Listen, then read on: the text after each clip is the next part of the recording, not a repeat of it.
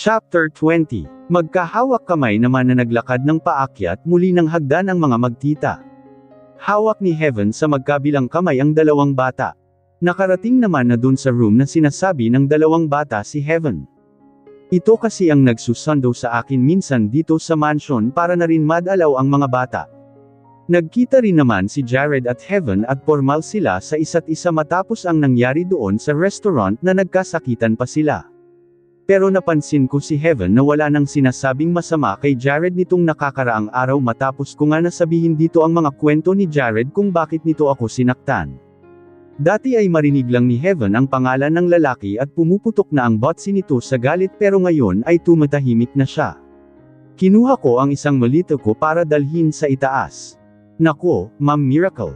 Ako na po. Biglang sabi ng kasambahay na inaagaw pa sa akin ang malita. Hindi naman ang. Kaya ko naman po. Siguro po kayo na lang po magbuhat sa isang malita. Binaba muna ni Manang ang pasalubong ni Heaven sa isang table at matapos ay kinuha nito ang isa ko pang malita at iniakyat sa hagdan. Magaan lang naman yun. Nakita ko na sinundan pa ako nito habang papaakyat ako. Nang tuluyan na kaming makaakyat ni Manang ay ito naman ang sinundan ko. Nakita ko pa ang dalawang bata at si Heaven na pumasok na sa playroom nila habang nasa hallway pa kami. May paliko pang hallway at doon nagpunta si Manang at ako naman ay nakasunod lang. Hanggang sa lumiko na kami. May ilang pinto na naroon at huminto kami sa may dulong pinto. Binuksan ni Manang ang loob noon at sumunod ako sa loob. Napatanga na lang ako nang makita ang loob ng kwarto. Nilibot ko agad ang tingin sa paligid. Ma'am, pasensya na at ganito ang itsura ng mga kwarto dito sa mansion. Hindi pa kasi napaayos ni Sir JK, nasabi niya naman po diba? Kayo po ang gusto niyang mag-design sa bahay. What? Tandang pananong panipik. Bigla kong bilang sa kasambahay. Ma'am Miracle kasi diba po? Gusto niya na ang asawa niya ang magde-design nitong mansion niya. Kumunot ang noo ko. May anak kami, Manang, but it doesn't mean na mag-asawa na kami kaya ako tumira dito. Hindi ko tuloy maiwasan na mina sa kasambahay at tumaas ng bahagya ang boses ko. Ay, pasensya na ma'am. Siya po kasi ang nagsabi noon sa akin mismo at dito ko raw kayo dalhin. Sabi niya pa nga po ay isasama niya kayo na mag-shopping ng mga furnitures. Parang bigla naman natakot ang kasambahay sa reaksyon ko. Ganun po ba? Ang nasabi ko na lang. Sige po, iwan ko na po kayo, Ma'am Miracle. Sige, salamat po. Pasensya na po at tumaas ang boses ko. Sambit ko na bahagya ng huminahon. 3/4 nakakahiya. Mas matanda pa naman ito sa akin. Hindi ko na lang pinansin ang sinabi ni Manang tungkol sa pinagsasabi ni Jared na isasama ako mag-shopping para dito sa bahay nito. Iniwan na rin ako ni Manang dito sa loob ng kwarto. Nagpunta na lang ako sa malapad na kama matapos na itabi ang mga malito ko sa gilid. Sobrang laki ng kama na yun. Umupo ako sa gilid ng kama at muling minasdan ang kwarto. Bukod sa closet, table dito sa tabi ng kama na may table lamp, may sofa rin at table sa may sulok. Meron rin akong nakitang dalawang pinto. Ang isa marahil ay ang bathroom. Napailing na lang ako dahil sa sobrang luwag nitong kwarto at wala man lang appliances bukod sa aircon ay parang ang lungkot matulog dito na mag-isa. Parang mas gusto ko pang matulog sa maliit na kwarto kesa dito. Mukhang ang inayos lang na kwarto dito sa mansion ay ang kwarto ng mga bata. Nakapasok na kasi ako sa kwarto ni Carlo at Ella at maganda naman doon. Humiga na lang ako sandali para damhin ang lambot ng kama. In fairness, ang sarap sa kama na to. Pumikit muna ako para damhin sa likod. Mukha naman na marirelax ako tuwing gabi kapag ganito kasarap ang kama. Pero bigla akong napadilat nang narinig ko ang pagbukas ng pinto, agad akong napabalikwas ng bangon at laking gulat ko na pumasok dito sa loob si Jared. Agad kumabog ang dibdib ko lalo nang nagtama ang mga mata namin. Sa halos ilang araw na nakikita ko siya ay hindi naman siya nakalapit sa akin. Hindi ko hinayaan na masolo niya ako sa isang lugar na kaming dalawa lang. Pero ngayon nasa isang kwarto na kami. Mabilis akong bumangon. Sa pagbangon ko ay nakarating na rin si Jared sa may harap ko hanggang sa isang hakbang lang ang pagitan namin. Anong ginagawa mo dito? Masungit na tanong ko. This is our room, baby. Sagot nito. What? No way. Ayokong matulog na kasama ka. Baby, the kids will be happier if we can be seen together in a room. You don't have to worry, I'll just sleep on the sofa if you're not comfortable next to me. Sambit ni Jared na nakita ko ang pagtaas ng sulok ng labi nito. Bigla na naman na nag-init ang ulo ko sa narinig dahil mukhang personal na kagustuhan lang nito ang iniisip at sinasangkalan lang ang mga bata. Mas magiging masaya ang bata o ikaw ang magiging masaya, ha, Jared? Tandang pananong panipik, naiinis na sabi at humakbang pa patagilid para lumayo sa lalaki. Hey, baby, huwag ka nang magalit. I'm just concerned with the kids. I know they want us to be a complete family. That's why naisip ko na dito ka na matulog sa kwarto ko. Ayoko, hindi ako papayag kahit anong sabihin mo. Matigas na sabi ko. Besides, ako ang magpapatulog sa mga bata simula ngayon. Hindi na nila malalaman kung saan ako matutulog. But, baby, no buts. Ililipat mo ko ng kwarto o aalis ako ngayon din sa mansion na to. Tandang pananong panipik, pananakot ko, narinig ko naman ang buntong hininga ni Jared. Diretso lang naman ang tingin ko sa kanya para ay pakitang seryoso ako sa sinasabi ko. Nakikita ko ang pagsusumamo sa mata niya. Fine. You can sleep in the next room. I'll take you there now. Agad akong naglakad patungo sa malita at hinawakan ang handle noon. Pero nagulat ako nang humawak din si Jared doon. Nagulat ako nang tila may kuryenteng gum alloy sa balat ko sa pagdidikit ng kamay namin. Agad kong tinanggal ang kamay ko. Sa ilang araw na nakikita ko siya ay ngayon lang muli nagdikit ang balat namin. Bigla kong inayos ang tayo ko. Ganon din si Jared. Nakita ko kung paano niya hinagod ng tingin ang mukha ko at nagtagal pa ang titig niya sa labi ko. Naramdaman ko ang pag-iinit ng mukha ko. Parang napunta doon ang dugo ko. Agad akong nag-iwas ng tingin at binaling muli sa malito ko ang tingin. Akmang hahawakan ko muli ang handle noon pero nakita ko na agad na nilagay ni Jared ang kamay niya doon. Ako na ang magdadala nito, baby ko. Sabi ni Jared pagkahawak sa handle at tumingin sa akin. Agad akong nag-iwas ng tingin. Hindi ko kinakaya ang tingin niya. Aminado naman ako dahil iba ang pagkagwapo niya kapag ganitong hindi siya nakasuot ng business suit. Tapos mas fresh pa siyang tingnan. Siguro dahil na rin nawala na siya ng problema sa pamilya niya. Idagdag pa na umaayon sa kanya ang kapalaran at nasunod ang gusto niyang ito ako. Baby ko, kahit ilang beses ko na sinasabi sa kanya na wag niya akong tawagin ng baby, ay hindi na naman niya sinusunod kaya pinababayaan ko na lang siya. Naglakad na si Jared patungo sa pinto. Dalawang malita ang dala niya sa magkabilaang kamay. Pagkarating ng pinto ay siya pa rin ang nagbukas noon. Nakatingin lang ako sa matikas niyang likod. Sa kabilang kwarto lang ako dinala ni Jared. Mas maliit ang kwarto na yun. Ang mga gamit doon ay kagaya rin ng kung ano ang nasa kwarto niya.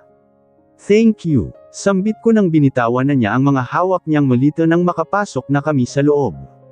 Ipapaayos ko ang kwarto na to kay Manang. We can buy furnitures na gusto mong ilagay dito. It's okay. Hindi naman ako magtatagal dito. Hindi na kailangan na ayusin to. Lumabas ka na. Masungit na sabi ko. Nakita ko naman na nasaktan si Jared sa sinabi ko. Sinunod niya ang sinabi ko at lumabas na siya dito sa kwarto. Pagkalabas niya ay sinara ko ang pinto at napasandal sa likod noon. Napahawak ako sa dibdib ko na ang lakas ng tibok. No! Huwag kang maawa sa kanya. Nagpapaawa effect lang siya para makuha ang loob mo. Kastigo ko sa sarili. Hindi naman ako agad na nagtagal pa sa kwarto ko at lumabas din matapos pakalmiin ang sarili. Pinuntahan ko ang mga bata sa playroom nila. Doon naabutan ko sila na masayang kausap si Heaven. Mommy! Agad na lumapit sa akin si Renz Carlo at Cinderella at niyakap ako. Hey, nag-e-enjoy ba kayo, mga anak? Masayang tanog ko. Yes, mommy, sagot ni Cinderella. Nanatili kami ni Heaven sa loob ng kwarto ng playroom ng mga bata. Nakipagkwentuhan kami at maya-maya ay masaya na namin na pinanood ang dalawa na naglalaro. Hindi naman nagpunta pa si Jared doon sa room at mukhang binibigyan niya ako ng time na mas makabonding ang mga bata. Hindi na namin namalayan ang oras. Nako, Ate Mira, malapit na pala ang lunch. Nalibang na tuloy ako dito. I need to go. Biglang sabi ni Heaven na nakatingin sa wristwatch nito. Ha, dito ka na kumain. Pag-aya ko naman. No, Ate Mira. May lunch date ako dun sa nililigawan ko na client. Alam mo na, sambit ni Heaven na sinukbit na ang bag sa balikat niya matapos kunin ang cellphone at may tying text. Sumang-ayon na lang ako kay Heaven. Kilala ko naman kasi kung sino ang sinasabi nito. Halos ilang linggo na rin niya na nakakausap yun at sana naman ay matuloy ang partnership dahil malaking project yun if ever.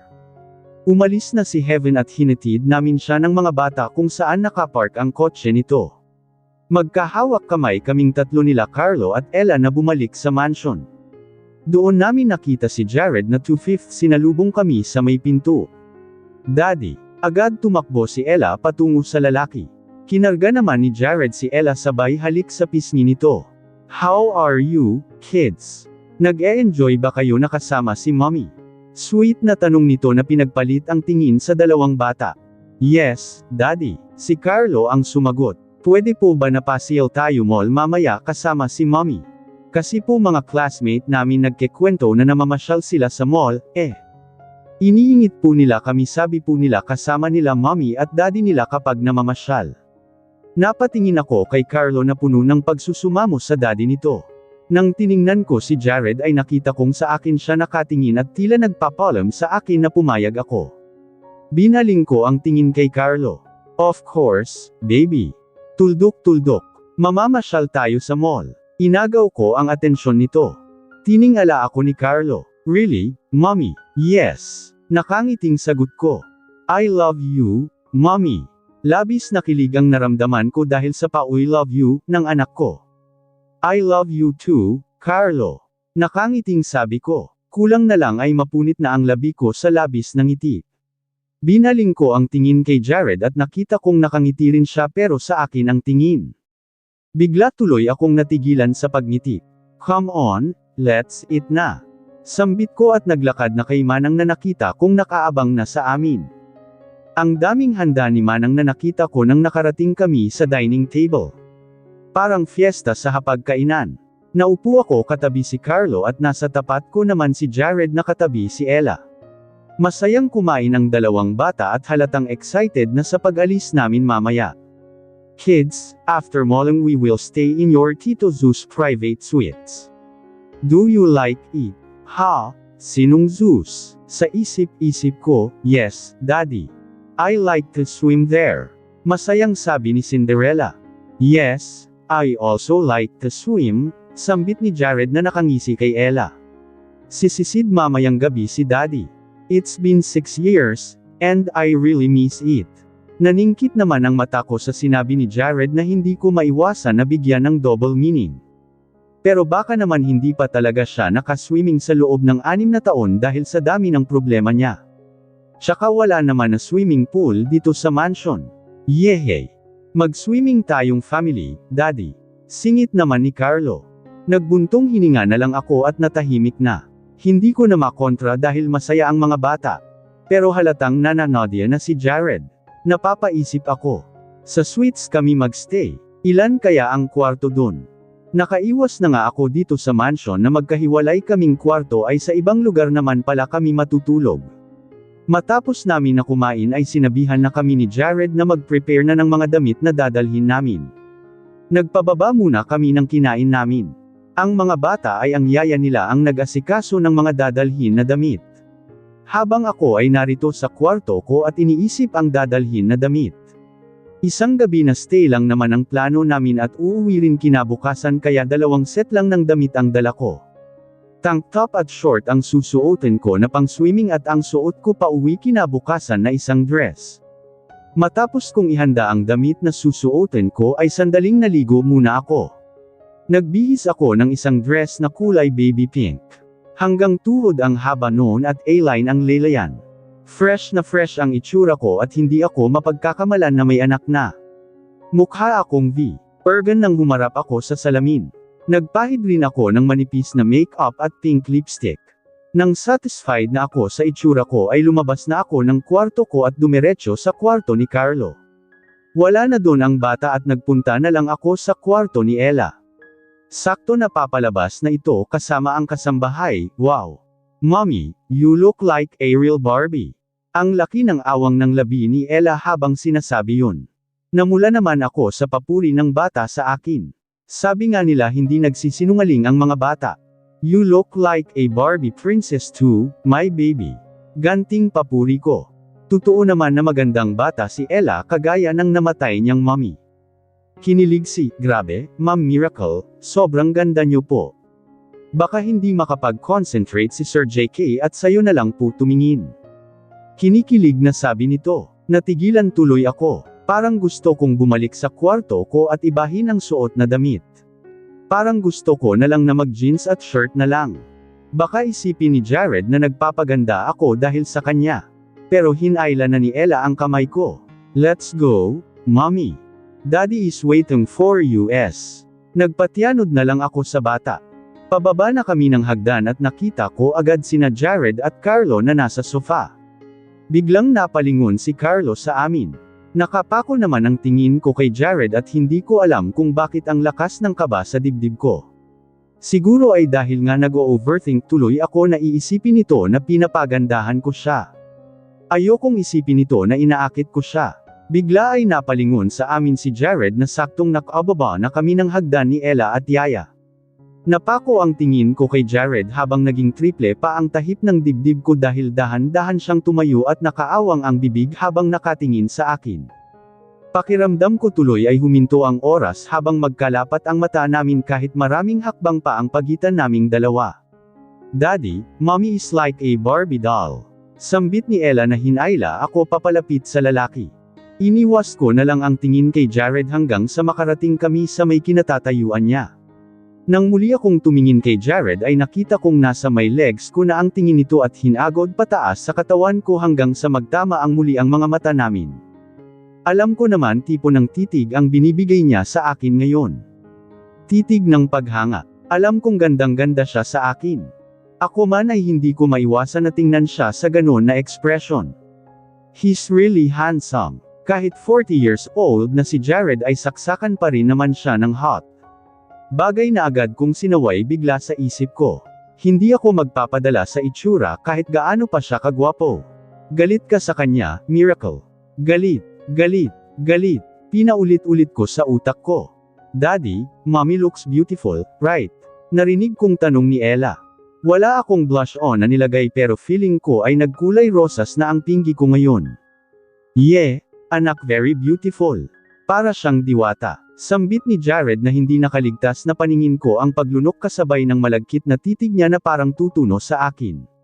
"She asterisk T. Buwisit na puso to, ayaw kumalma. Sino ba namang babae ang hindi lalabas sa ribcage ang puso kapag sinabihan ng isang gwapong lalaki na maganda siya? Sino? Wala siguro. Hirap man akong aminin sa sarili ay nararamdaman ko ang pamilyar na kaba sa dibdib na kay Jared Carl Caballero ko lang naramdaman dati. "Sir JK, baka matuno na po si Ma'am Miracle." Biglang kong narinig na tukso ng kasambahay. Mabilis tuloy akong napaiwas ng tingin kay Jared. Ang tagal na yata namin na nagkatitigan. "Kids, come on. Aalis na tayo." Bigla pag-change topic ko.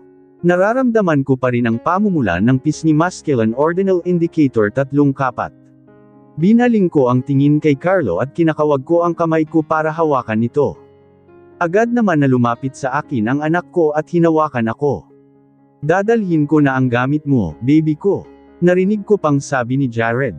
Bago pa ako makapalag sa kanya ay nakuha na niya sa balikat ko ang nakasukbit na tote bag kung saan nakalagay ang mga gamit ko. Hinayaan ko na lang si Jared hanggang sa maglakad na kami papunta kung saan nakapark ang sasakyan nito. Nilagay muna ni Jared ang gamit ko sa car trunk at matapos ay binuksan na ang backseat. "Carlo, Ella, hop in. Dito na kayong dalawa sa likod at tabi kami ni Mommy niyo sa harap, okay?" Masu yung utos nito. Kumawala na sa kamay ko ang dalawang bata at pumasok na sa loob. Inayos ni Jared ang pag-upo ng dalawa sa likod at kinabitan na rin niya ng seatbelt. Ako naman ay wala nang nagawa kung hindi ang pumasok sa tabi ng driver's seat. Nilinggan ko pa ang dalawang bata sa likod at ngumiti sila sa akin. Naramdaman ko na lang ang pagbukas at sara ng pinto sa tabi ko at nakita ko ang pagpasok ni Jared. Itinuon ko bigla ang pansin sa kabilang side ng sasakyan para maiwasan ang lalaki. Lang sandali ay hindi pa rin umaandar ang sasakyan kaya napilitan akong lingonan si Jared. Nakatitig pala siya sa akin. Ngumiti siya. Kung kailan payapa na ang tintig ng puso ko ay bigla na naman na bumilis noon sa pagtatama ng mga mata namin. Lalo na at halatang nagpapakyut siya. Ibang klaseng titig ang ginagawa niya. Fasten your seatbelt, baby ko. Malumanay na utos niya. Doon ko lang na-realize na natulala na pala ako at nakalimutan na mag-seatbelt. Nataranta tuloy ako at sa taranta ko ay nahirapan akong i-lock ang seatbelt. Laking gulat ko nang biglang pinatong ni Jared ang kamay niya para tulungan akong mag-lock. Nakadukwang si Jared at halos magkalapit ang mga mukha namin. Hindi ko tuloy na iwasan na mapatingin sa mukha ni Jared na seryosong inaayos ang seatbelt ko at napadako ang tingin ko sa labi niya. Sa lapit namin ni Jared ay amoy na amoy ko ang mabangong hininga niya. Naramdaman niya yata ang paninitig ko kaya tumingin siya sa akin. Nagtama ang mga mata namin at agad akong nag-iwas ang tingin dahil hindi ko na kayang makipagtitigan pa sa kanya. Dahan-dahan kong binawi ang kamay ko. Naramdaman kong bahagya munang pinisil ni Jared ang mga kamay kong parang biglang mas nanginig bago niya tuluyan na binitawan. Umalis na sa pagkakadukwang si Jared at parang ramdam ko pa ang init ng palad niya na naiwan sa kamay ko. Inayos ko ang aking sarili sa upuan at ganoon din siya. Sa wakas ay nagsimula ng mag-drive si Jared. Pakiramdam ko ay na-suffocate na talaga ako na parang ilang oras na kaming nagbabiyahe kahit kaaalis lang namin. Gusto ko na talagang makarating sa mall na pupuntahan namin para nasa mga bata ang focus ko mamaya. Lumipas na ang ilang minuto ng biyahe namin.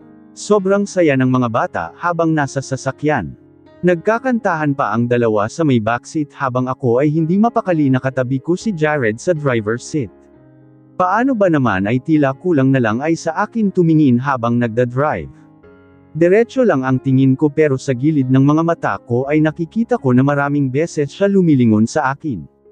"We're here, kiddos." Masayang sabi ni Jared na nilingon ang dalawa. "Yehey, can we play there first, Dad?" Tanong ni Ella. "Of course, sweetie," sambit ni Jared. Ilang sandali lang ay bumaba na kami sa sasakyan at nagtungo sa play area para sa kids. Nag-rent kami ng 2-hour stay sa loob ng playground.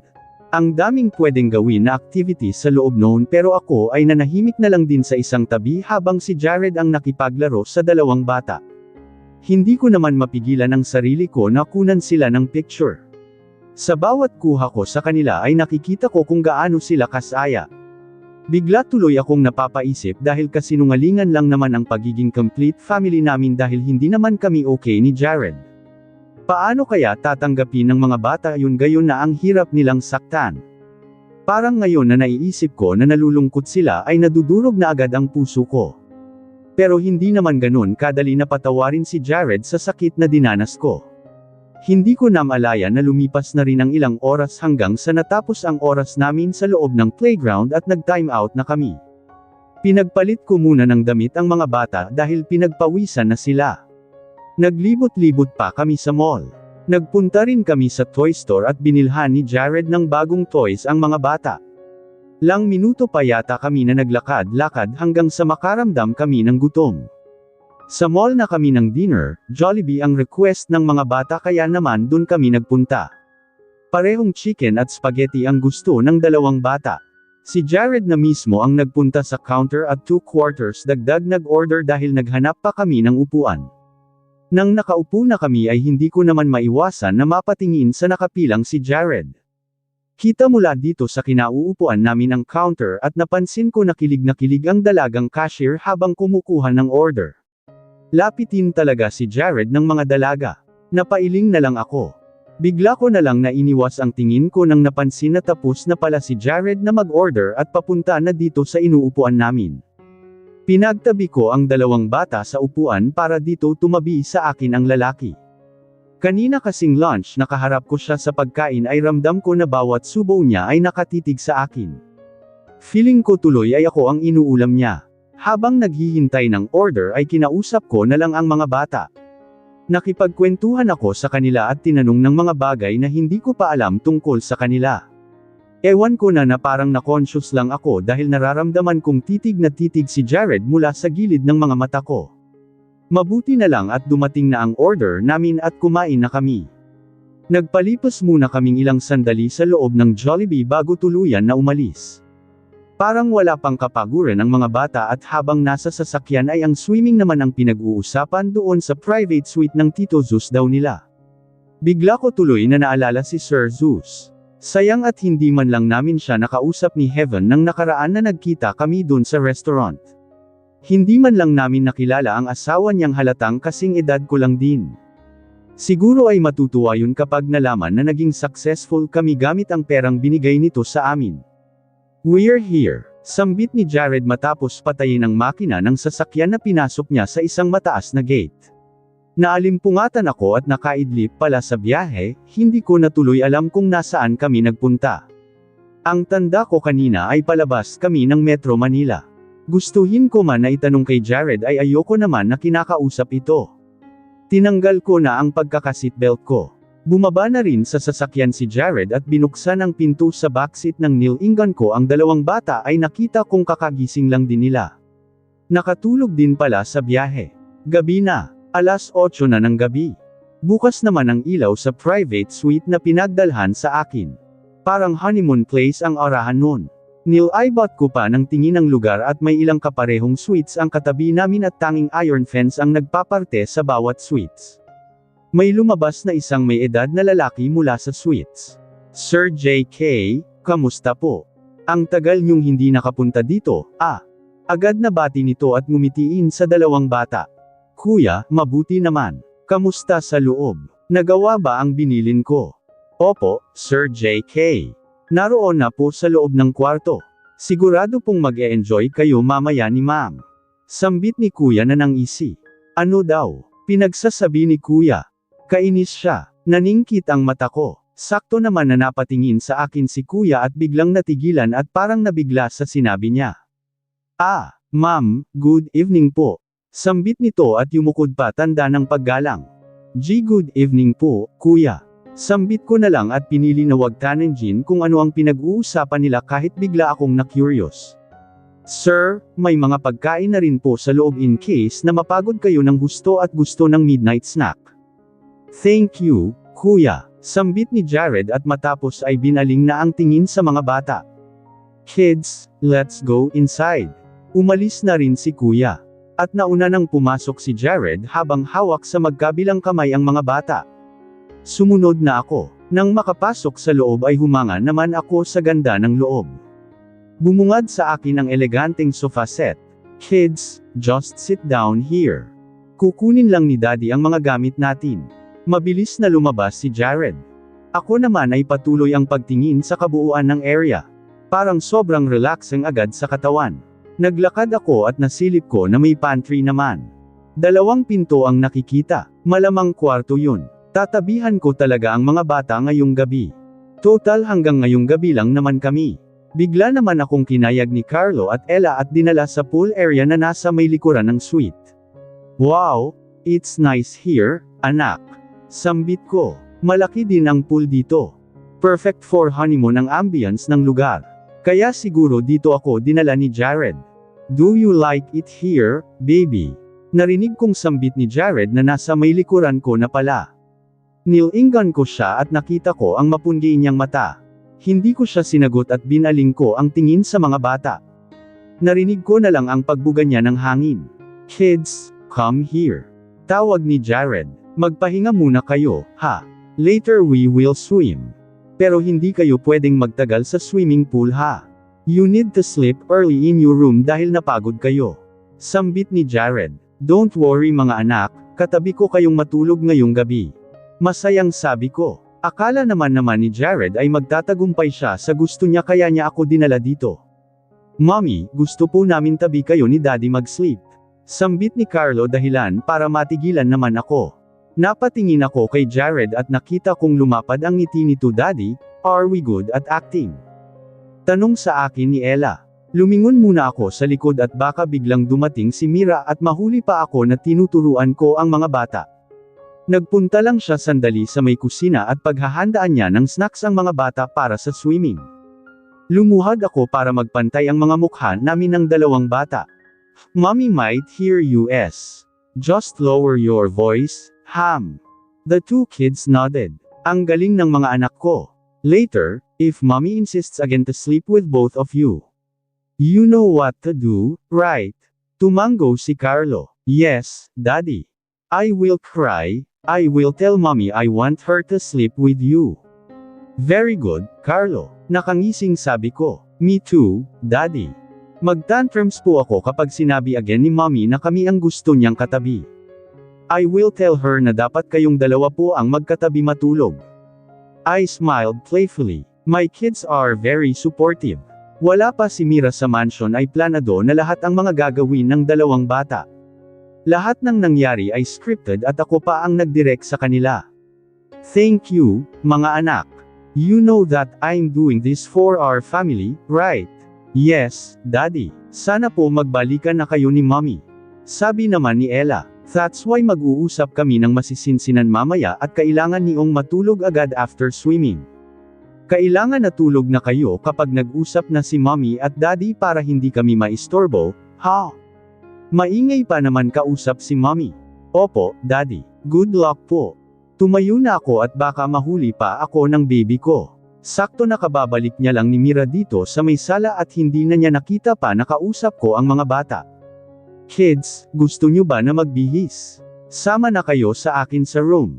Nakangiti si Miracle nang sinasabi niya yon sa mga bata kaya natigilan na naman ako. Hindi ko maiwasan na mapatitig lagi sa maganda niyang mukha. Lalo na ngayon at blumang na blumang siya sa ayos niya. She looks like a virgin. Kahit hindi naman siya mag-ayos ay lagi akong natitigilan sa mukha niya na lagi akong inaakit. Lalo na sa lips niyang parang laging inaaya na halikan ko siya. Kaya nga hindi ko na kaya pang pigilan ang sarili ko na gumawa ng hakbang para tuluyan na niya akong mapatawad ni Mira at hirap na akong makatulog sa gabi sa kakaisip sa kanya. Sawa na akong gumamit ng kamay habang pinapaligaya ang sarili habang nakatingin sa picture ni Mira. Daddy, magbihis lang po kami nila Mommy. Sambit ni Carlo. I nodded. Tumingin ako kay Mira at nang magsalubong ang mata namin ay bigla itong nag-iwas ng tingin at binaling sa kung saan ko nilagay ang mga gamit namin. Mira is blushing. Alam ko na may epekto pa rin ako sa kanya. Gwapong-gwapo pa rin siya sa akin. Natatakpan lang ng galit ang pag-ibig niya sa akin. Ayoko sana na biglain siya na patawarin ako. Pero hindi na ako makapaghintay pa sa kanya. I'm not getting younger. Gusto ko pa ng maraming anak. Ngayon ko lang na-realize na mahirap magpaamo ng bata. 1.5 dekada ang difference ng edad namin at ako ngayon ang nag-a-adjust. Naglakad si Mira patungo sa gamit niya at kinuha yon. Pati gamit ng mga bata ay kinuha niya. Ang akala ni Mira ay ngayong gabi lang kami mananatili rito. Pero plano kong gawin na 3 araw para mas ulit siya ng husto. Napatingin na lang ako sa likod ni Mira habang papasok na sa room. Mabuti na lang at ang pintong pinuntahan niya ay ang kwarto na para sa mga bata. Hinagod pa ng mata ko ang hubog ng bewang ni Mira pati ang legs nito. Sok! Aararuhin kita mamaya, baby ko. Nag-flash agad sa isip ko at kasabay noon ay naramdaman kong naninikip na naman ang pantalon ko dahil nagagalit na naman ang kaibigan ko. Hinawakan ko ang harap ng pantalon. Relax, mamaya makakapasok ka na sa kuweba by hook or by crook. Napangisi akong mag-isa. Kahit umabot pa ng 1 linggo na manatili kami dito ay walang problema. May malapit na mall rin naman kaya kung wala ng damit si Mira ay makakabili kami. Ngayon pa lang ay nasa isip ko na kung paano wawasakin ang panty niya mamaya. Wala na akong trabaho na papasukan simula ngayon. Naibenta ko na ang Caballero Brewery Corporation. Lahat ng proceeds sa pinagbentahan ay napunta na sa mga sinusuportahan kong foundation. I don't want to associate myself to that company anymore dahil alam kong galing naman sa illegal ang perang pinapatayo doon. Wala akong problema sa pera. Maganda ang sales sa mga kumpanya kung nasaan ang mga investments ko. May bago rin na kumpanya akong itatayo kung saan magiging investor ang mga kaibigan ko na si Nathaniel at Zeus. Sa mga susunod na buwan ay magiging busy na ako sa pagpapatakuo noon dahil ako ang magiging CEO and President. Kaya kailangan na maayos ko na ang gusot sa pagitan namin ni Miracle.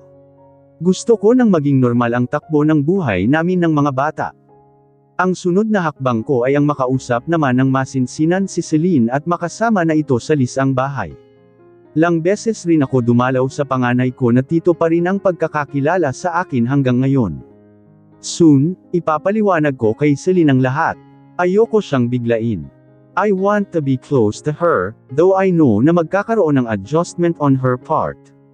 Napamahal na rin sa kanya si Ray at ang asawa nito. Hindi ko naman ipagkakait sa kanila si Celine dahil tinuring nila na parang tunay na anak ang panganay ko. Habang buhay ko rin natatanawin na utang na loob sa mag-asawa ang ginawa nilang pag-aalaga sa anak ko. Pumasok na ako sa magiging kwarto namin ni Mira. Napangisi ako nang makita ang pinabili ko pang tantric chair kay Nathaniel. Ngayon pa lang ay nai-imagine ko na kung paano ko isasagad kay Mira ang kargada ko. Kagaya ng mga anak ko ay supportive din si Zeus at Nathaniel sa akin. Alam nila ang sitwasyon ng buhay pag-ibig ko. Palibhasa ay pareho na silang masaya sa mga partner nila. Ako na lang ang napag-iwanan. Kapag okay na kami ni Mira ay ipapakilala ko sa kanya ang mga kaibigan ko. Wala pa rin na idea si Mira na ang Zeus na tumulong sa kanila ay ang Zeus na kaibigan ko. She will be surprised na sa akin nanggaling ang perang ginamit nila para sa negosyo na sinimulan ni Heaven na ngayon ay matagumpay na. Ginawa ko rin na busy si Heaven at may bago itong client na kinakausap na connected din sa isa sa mga kumpanya kung saan ako ang investor. Pinapasil ko na matagal na sina Carlo at Ella dito kaya alam nila ang lugar na ito. Dito ko na lang plano na angkinan muli ang baby ko dahil hindi rin naman maganda pa ang mansion ko na ang gusto ko ay si Mira ang magayos. Later, I'll make sure na mahuhulog si Mira sa patibong ko sa kanya. Wow! Ang ganda at gwapo naman ng mga baby ko. Nakangiting sabi ko matapos na magbihis ng dalawang bata ng pang-swimming nila. Sila na ang mismong nagbihis sa mga sarili nila at marunong na naman magpalit ng damit ang mga bata. Tinutulungan ko lang silang ayusin ang swimwear nila. Tapos na rin akong magbihis ng pang-swimming ko. Kids, sandali lang ang swimming time, ha? Kasi baka lamigin kayo ng gusto at magkasakit. Pwede pa naman tayong mag-swimming bukas dahil sa hapon pa naman tayo uuwi. Opo, Mommy, sagot ni Cinderella. Ayaw niyo ba talaga katabi si Mommy mamaya? Gusto ko kasi kayong makabonding, Muli kong sambit. Kailangan kong lambingin ang mga bata para pumayag sa gusto ko. Kanina kasi ay kaharap nila ang daddy nila. Mahirap na at baka biglang impluwensyahan ng lalaking yun ang mga bata. Natural lang na mas close sila sa daddy nila at establish ko pa lang na maging close nila ako. Mommy, ayaw niyo po ba katabi si daddy? Biglang tanong ni Carlo na parang ilyak na. Gusto ko, Carlo. Pero nami-miss ko kasi kayo. Kapag uwi naman natin ay dun ako sa room namin at palagi na kaming magkatabi ng daddy nyo. Pagsisimungaling ko. Pero, gusto namin, Mommy lagi kayong tabi ni daddy. Singit naman ni Ella. Kinabahan ako. Mahirap din pala ang magsinungaling sa mga bata. Paano kapag uwi sa mansion ay mahuli nila kaming magkaiba ng kwarto ng daddy nila? Pero ngayong gabi lang naman, baby kasi, hindi mo po ba love si daddy? Putol na tanong ni Ella sa akin. Napalunok ako. Nakita ko ang nagbabadyang iyak niya hanggang sa tuluyan nang ang tumulo ang luha niya. Ella, don't cry. Akmang hahawakan ko siya nang bigla siyang lumayo sa akin. Sumalampak si Ella sa lapag at malakas na umiyak. Nagtantrums na siya. Bigla ay umiyak din si Carlo. Hey, mga anak, huwag na kayong umiyak. Natataranta ako. Napatayo ako mula sa pagkakaupo sa kama. Sakto na biglang bumukas ang pinto at biglang pumasok si Jared na napatingin sa dalawang bata. What happened? Tanong nito na agad dinaluhan ng nakasalampak na si Ella at binuhat ang bata. Daddy, kasi po hindi ka love ni Mommy. Sumbong ni Ella. And no, Ella, it doesn't mean na hindi ko siya. Hindi ko tuloy may tuloy ang sasabihin ko. Tumingin ako kay Jared at nakaabang pa siya sa sasabihin ko. Mommy, love mo po ba si Daddy? Bigla naman na tanong ni Carlo. Napalunok naman ako. Bigla akong kinabahan at muling napatingin kay Jared na malamlam ang titig sa akin. Binaling ko ang tingin kay Carlo.